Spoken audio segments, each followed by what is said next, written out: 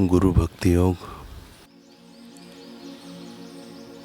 केवल बुद्धिमान व्यक्ति के रूप में एक व्यक्ति की कोई अहमियत नहीं है। उसे वास्तविकता का ज्ञान नहीं है, किंतु जब वह व्यक्ति गुरु के संपर्क में आता है तब उसे सच्चा ज्ञान, सच्ची शक्ति और सच्चा आनंद प्रकट होता है। वे गुरु भी ऐसे हो जिन्होंने परमात्मा के साथ तादात्म्य स्थापित किया हो।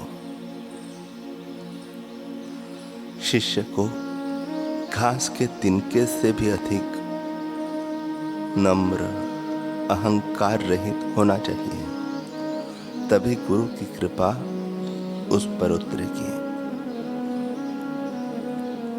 साक्षात ईश्वर जैसे सर्वोच्च पद प्राप्त किए हुए गुरु की जय हो।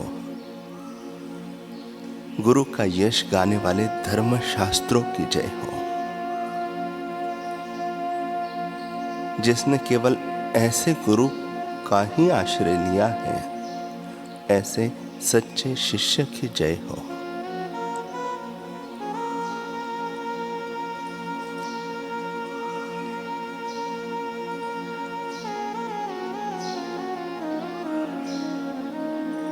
चार वर्षों के बाद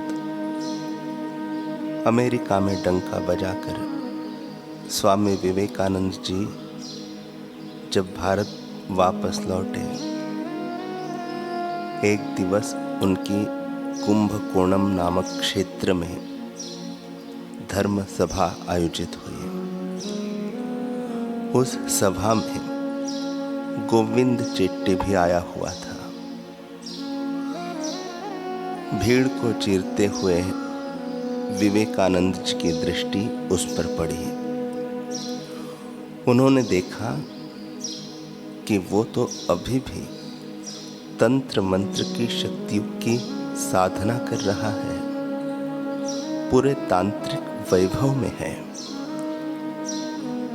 लोग उसके आगे पीछे लगे हुए हैं, उसका बहुत मान सम्मान हो रहा है।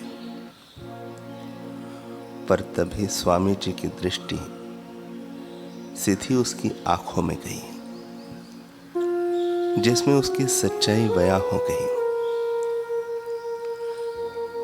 दरअसल इतनी आवभगत होने के बावजूद भी उसकी आंखों में बहुत अशांति थी, मन में व्याकुलता थी। सभा के बाद जब स्वामी जी मंच से उतरे तो उनका चेट्टी से मिलना हुआ। मिलते ही उन्होंने चेट्टी से एक मार्मिक प्रश्न पूछ लिया। एक बात बताओ गोविंद चेट्टी, जो तुमने इतनी शक्तियां अर्जित की है, रिद्धियां सिद्धियां हासिल की है, क्या इनके माध्यम से तुम्हारा मन कभी ईश्वर की ओर अग्रसर हुआ? इन उपलब्धियों से क्या तुम्हारे मन में ईश्वर के प्रति स्नेह भाव उत्पन्न हुआ? क्या तुम में यह एहसास जागा कि सिर्फ ईश्वर ही तुम्हारे अपने हैं? क्या उनमें तुम्हें अपनी मां दिखती है? पिता का प्यार अनुभव होता है?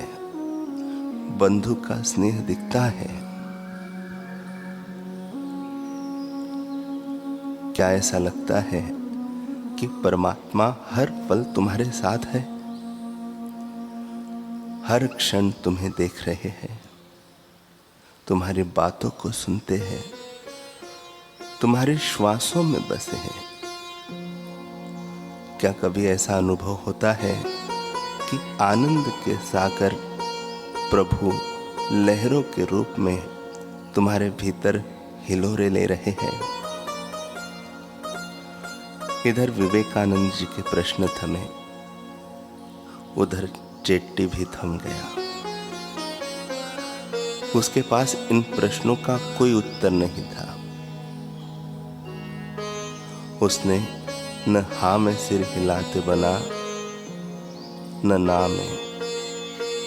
जवाब में चेट्टी ने अपना सिर झुका दिया और फूट फूट कर रोने लगा,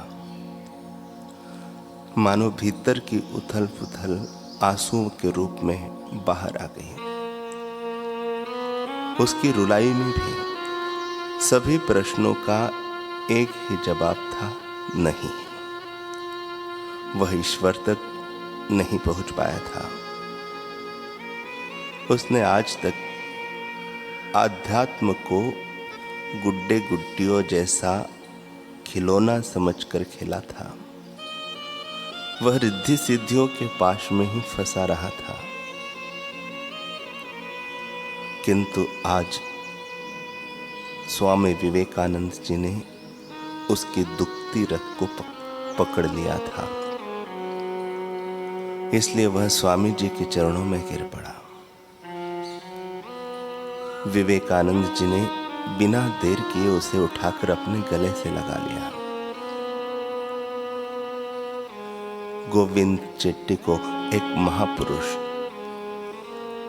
एक सद्गुरु का दिव्य स्पर्श मिल गया।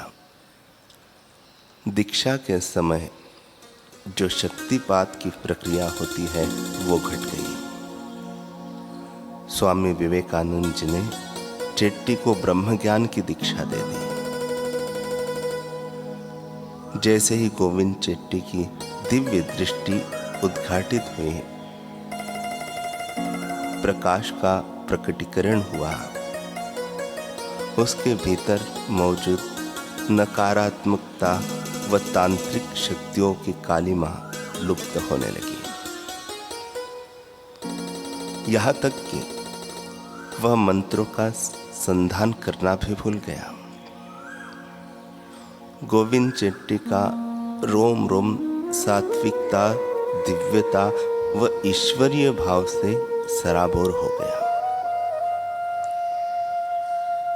अब वह ईश्वर का पिपासु बन गया। फलतः एक तांत्रिक ब्रह्मज्ञानी साधक में परिवर्तित हो गया। एक शुष्क हृदय ईश्वरीय बसंत से झूम उठा। इस प्रकार एक पूर्ण गुरु के मार्गदर्शन में यह दिव्य परिवर्तन घटा। यह केवल उस समय की बात नहीं थी। आज भी बहुत से लोग अध्यात्म के नाम पर आडंबर करते हैं। रिद्धि सिद्धि प्राप्त करने व चमत्कारों तक ही सीमित रहते हैं। इन्हीं खिलौनों को लूटने हेतु इस गुरु से उस गुरु के द्वार तक जाते हैं। वो फलाना गुरु चमत्कार करता है, वह मन की मुरादें पूरी होती है। वो गुरु मन की बात पकड़ लेता है, भूत भविष्य बता देता है। ऐसी तुच्छ शक्तियों से ललचाकर हम इधर से उधर दौड़े जाते हैं। वास्तविक आध्यात्म की खोज ही नहीं करते। समाज की इसी स्थिति को व्यक्त करते हुए कबीर दास जी कहते हैं, सांचे का कोई ग्राहक नहीं, झूठे जगत पतीजे जी। कहे कबीर सुनो भाई साधो, अंधों को क्या दीजे जी। इसलिए हर संत महापुरुष ने हमें यही समझाया है कि अमूल्य निधि जो ब्रह्म ज्ञान है, ईश्वर का दर्शन है, उसी से ही जीवन में परिवर्तन आता है। इसलिए ईश्वर प्राप्ति के लिए सदैव प्रयत्नशील हो जाए।